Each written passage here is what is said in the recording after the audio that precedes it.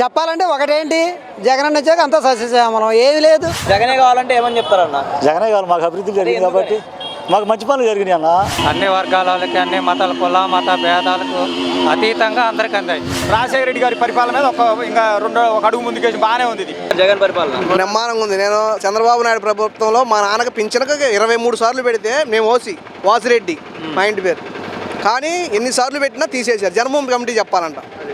జన్మభూమి మేము పక్కా తెలుగుదేశం మా నాన్నోళ్ళు అయితే 5 సంతకం పెట్టాలి, ఇస్తే ఇస్తాం లేకపోతే లేదన్నారు. ఎందుకంటే రాగానే మన జగన్మోహన్ రెడ్డి గారు రాగానే ఫస్ట్ పింఛన్ ఇచ్చారు.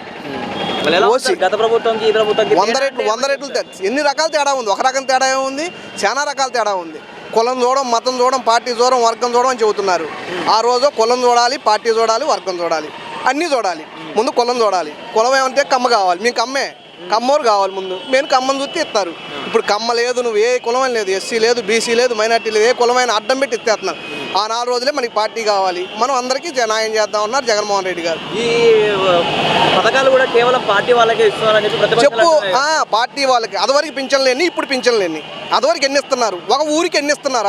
అదివరకు మా ఊరుంది 350, ఇవాళ 790 పింఛన్లు ఇస్తున్నారు. ఏ కులంతో పని లేదు, వయసుతో 60 సంవత్సరాలు నిన్న ప్రతి ఒక్కరికి పెన్షన్ ఇస్తారు. సోదరికి కూడా లేదు, అదివరకు ఓన్లీ సోదరికే ఇచ్చేవాళ్ళు. ఇవాళ సోదరు లేదు, ఏది లేదు, మేము కమ్మే అయినా మాకు పింఛనీ లేదు. ఎందుకు లేదు?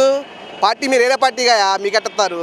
జన్మభూమి కమిటీ సంతకం పెట్టాలంట, పెడితే ఇస్తారంట, లేకపోతే ఇరంట. ఇవాళ ఎట్టుంది అలాంటి టైం లేదు. నువ్వు ఏ పార్టీతో కూడా పని లేదు, నువ్వు ఏ పార్టీ అయితే మాకు అనవసరం. నువ్వు అరుగుడు అయితే తీసుకోవటమే పింఛను. నువ్వు అరుగుడువా కాదా? అరుగుడా అయితే ఎవరిని అడిగే పని లేదు. నువ్వు నేను వైఎస్ఆర్ పార్టీ వాళ్ళని అడిగే పని లేదు, నువ్వు టీడీపీ వాళ్ళని అడిగే పని లేదు. పక్కాగా ఏనైనా అధికారి ఏది చెబితే అది ఇచ్చేయటం పింఛను. చంద్రబాబు గారు ఏమైనా 2024లో గెలిచే అవకాశాలు ఏమైనా కనిపిస్తాయి? ఎట్టగానే పడితే ఆయన ఏం చెప్పిండు, ఏంది పథకాలు నవరత్నాలు అన్నాడు. అదే నవరత్నాలు నేను ఇస్తానంటాను. ఎట్ట గెలుతురు? అదివరకు ఏం చెప్పిండు ఆయన? చెప్పినా ఏమన్నా చెప్పిండు ఏదైనా చేసిండా? అదివరకు ఏం చెప్పిండు? గతంలో కూడా నేను చాలా పథకాలు ఇచ్చాను, ఇస్తే ఎందుకు ఓడిపోయింది మరి? రైతు రుణమాఫీ కానీ ప్రజలకు ఎప్పుడు చెప్పిండు? ఎలక్షన్కి 6 నెలలు ఉందని చేసిండు. ఎలక్షన్ 6 నెలల ముందు చేయడం కాదు, ఎలక్షన్లో నువ్వు గెలిచగానే ముఖ్యమంత్రి సంతకం పెట్టగానే చేయాలి. అప్పుడు చేయకుండా తగులుకొని 6 నెలలు ఉంది ఉందని ఎలక్షన్ 6 నెలలు ఉందంటే చేసిండు. అందుకని ఓడిపోయింది. కనపడుతూనే ఉంది జనాలకి.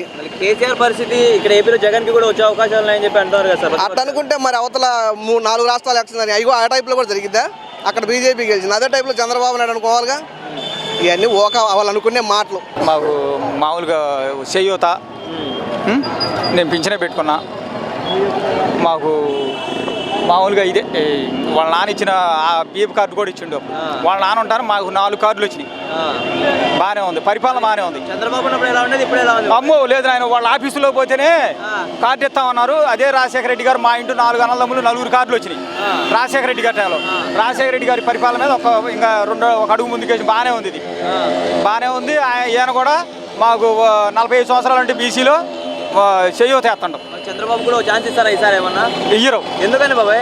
ఇయ్యం. మళ్ళీ ఇష్టం లేకుండా 14 గెలిపిస్తున్నారు. అరాచకం ఎక్కువైంది. అరాచకం ఎందుకని అరాచకం అంటే ఆయన కులతత్వం తెస్తారు. ఆయన ఒక వర్గానికి ఆయన పార్టీ కోసం చేస్తారు కదా తప్ప మాకు అమ్ము అసలు కనీసం ఇంత రూపాయి కూడా మాకు రాలా. నాకు ఒక ఛాన్స్ ఇవ్వండి, ఇదే నాకు ఏపీలో చివరి ఎన్నికలు అంటున్నాడు కదా. ఇవ్వమంటే మరి జనం అయితే ఇచ్చేటట్టు లేదు. పథకాలు అందుతున్నాయి. ఇప్పుడు మాకు ఆయన ఉన్న టైంలో వాళ్ళ నాన్న ఏమన్నాడంటే మీ కార్డులు ఇస్తానంటే తలుపు తట్టి కార్డు వచ్చింది. ఇవాళ బియ్యం కూడా మాకు ఇంటికాడికి వస్తాయి. మళ్ళీ ఇక్కడ మీకు నందిగామలో ఎలాంటి అభివృద్ధి జరిగిందంటారు మీరు? అభివృద్ధి పర్లేదండి. మాకు పథకాలు సచివాలయానికి వస్తున్నాయి, ఒకరితో పని లేదు. వాలంటీర్ అర్జీ తీసుకుంటా, అర్జీ వాలంటీర్ తీసుకుంటాను. గతంలో ఎలా ఉంది, ఇప్పుడు ఎలా ఉంది బాబాయ్? ఇక్కడ ఇప్పుడే బాగుంది. మళ్ళీ ఎవరు రావాలంటారు? మళ్ళీ జగన్మోహన్ రావు గారే రావాలి. జగనే కావాలంటే ఏమని చెప్తున్నారు? పథకాలు అందుతున్నాయి, మాకు కావాల్సిన పథకాలు అందుతున్నాయి. ఇంకా అంతకడికి ఏంది మరి? గతంలో ఈ పథకాలు రాలేదుగా. ఈ పథకాలు ఎడిపోయినాయి, రూపాయి కూడా రాలా. మాకు 250 రూపాయలు తక్కువ 19,000 చేయూత పథకం పడుతున్నాయి. జగన్ పరిపాలన చాలా బాగుంది. చాలా బాగుందంటే ఏమంటారు? గతంలో చూసుకుంటే నందిగామ గతంలో పోలిస్తే ఇప్పుడు చాలా అభివృద్ధి చెందిందని చెప్పుకోవాలి. కానీ ఇప్పుడు ఇక్కడ ఎలాంటి డెవలప్మెంట్ జరిగిందంటారు? ఇక్కడ మీకు రోడ్డు విస్తరణ బాగా చేశారు. ప్లస్ ఏంటంటే జగన్ గారు పెట్టిన నవరత్నాలు పథకాలు అనేది అందరికీ, అన్ని వర్గాల వాళ్ళకి, అన్ని మతాల కుల మత భేదాలకు అతీతంగా అందరికి అందాయి. దానివల్ల అందరూ లబ్ధి పొందారు. చంద్రబాబు కూడా ఛాన్స్ పెడుతున్నారు, ఇస్తారా? మళ్ళీ చంద్రబాబు ఒక ఛాన్స్ పెడుతున్నారు, ఇస్తారా? లేదండి, మంచి చేసే వాళ్ళని ఎలా వదులుకుంటామని చెప్పండి. ఎందుకని ఇవ్వాలంటారు అన్న? గత ప్రభుత్వం ఆయన అధికారంలో ఉన్నప్పుడు చూసాం ఆయన పరిపాలన 2014 మేబీ. నేను ఒకప్పుడు తెలుగుదేశం అభిమానినే. 2014లో నేను ఓటేసాను, నా మొదటి హక్కు. అప్పుడు తెలుగుదేశం అధికారంలో వచ్చింది. బట్ ఏంటంటే అప్పుడున్న పరిపాలన చూశాక నాకు కానీ పెద్ద రాష్ట్రానికి పెద్ద ఒరిగిందేమో అనిపించలేదు. సో యువనేత నేను ప్రజల్లోకి వస్తున్నాను, ఆ పథకాలు ఇవి నేను పెట్టబోయాయి అని చెప్పడం జరిగింది. సరే ఆయన ప్రోత్సహిద్దామనే ఉద్దేశంతో ఓటేసాం. 2014లో ఆయన అధికారంలో వచ్చాడు, ఆయన పరిపాలన చేశాడు, చాలా బాగుంది. గతంలో ఎలాంటి అభివృద్ధి జరిగింది, ఇప్పుడు ఎలాంటి అభివృద్ధి జరిగింది అన్న? గతంలో అంటే తెలుగుదేశం పార్టీలో ఉన్నప్పుడు పెద్దగా చేసింది ఏం లేదు. ఇప్పుడున్న పార్టీ పరంగా అయితే జగన్మోహన్ రెడ్డి గారు బాగా చేశారు. మళ్ళీ ఒక ఛాన్స్ ఇవ్వని అడుగుతున్నాడు కదా చంద్రబాబు కూడా. లేదండి, ఇవ్వాలంటారన్న? జగన్ గారికి తప్ప మరొక ఛాన్స్ లేదు. జగనే కావాలంటే ఏమంటారన్న? మాకు ఆయన పరిపాలనలో ఆయన పథకాల్లో మేము లబ్ధి పొందాం. మాకు ఏదో రూపంలో మాకు లబ్ధి పొందాం. మాకు మంచి జరిగింది, దాన్ని బట్టి మేము ఆయనకి ఓటేసి మళ్ళీ గెలిపించుకున్నాం. నాకు ఇల్లు ఇచ్చిండల్లా, ఇల్లు ఇచ్చిండు, బాగుంది. అమ్మ కూడా వస్తుంది, అన్ని బాగుంది. మళ్ళీ ఇప్పుడు మీ ఊర్లో బస్సు యాత్ర కూడా చేస్తున్నారు. బాగుంది. ఇప్పుడు వీళ్ళంతా సొంతంగా వచ్చిన వాళ్ళే అంటారా? కాదు, అభిమానంతో వచ్చింది. డబ్బులు ఇచ్చి తెచ్చిన వాళ్ళు సొంతంగా వచ్చిన వాళ్ళు కాదు, అభిమానంతో వచ్చింది. అభిమానంతో వచ్చిన వాళ్ళు అంటారు. మరి డబ్బులు ఇచ్చి పిలిపించిన వాళ్ళే. డబ్బులు అనేది లేదు, అభిమానంతో వచ్చింది మేము. మళ్ళీ చంద్రబాబు ఛాన్స్ అడుగుతారు, ఇస్తారా? జగన్ గారికి వెళ్తారు మళ్ళీ. చంద్రబాబుకి ఛాన్స్ ఇస్తారా? ఎందుకని ఇవ్వరంటారు? మాకు జగన్ గారు మంచి పనులు చేసిండు, ఇల్లు ఇచ్చిండు, అమ్మ కూడా వస్తుంది. గెలిపించుకున్నారా చంద్రబాబుని? అప్పుడు ఏదో మరి మాకు తెలియదు. అప్పుడు జగనే కావాలంటే ఏమని చెప్తారన్న? జగనే కావాలి, మాకు అభివృద్ధి జరిగింది కాబట్టి. మాకు మంచి పనులు జరిగినాయి అన్న. ఇల్లు ఇచ్చిండు, నాకు ఇల్లు ఇచ్చిండు, అమ్మ కూడా వస్తుంది, అన్ని బాగానే జరుగుతున్నాయి. బ్రహ్మాండం అంటే ఎందుకని? అమ్మఒడి ఉంది, రైతు భరోసా ఉంది, విద్యా దీవెన ఉంది, వసతి దీవెన ఉంది. చెప్పాలంటే ఒకటేంటి, జగన్ వచ్చాక అంతా సస్యశ్యామలం, ఏమి లేదు. నెలకు ఏతే బాటమే మళ్ళా. ఏమి లేదు, 14 ఏళ్ళు చూసినాం కదా, చూడకుండా ఉన్న ఆయన కాదు కదా ఆయన. ఏంటి గెలిపించేది? గెలిపిస్తే మళ్ళా మొదటికి వస్తాం. ఇప్పుడు బ్రహ్మాండంగా ఉంది.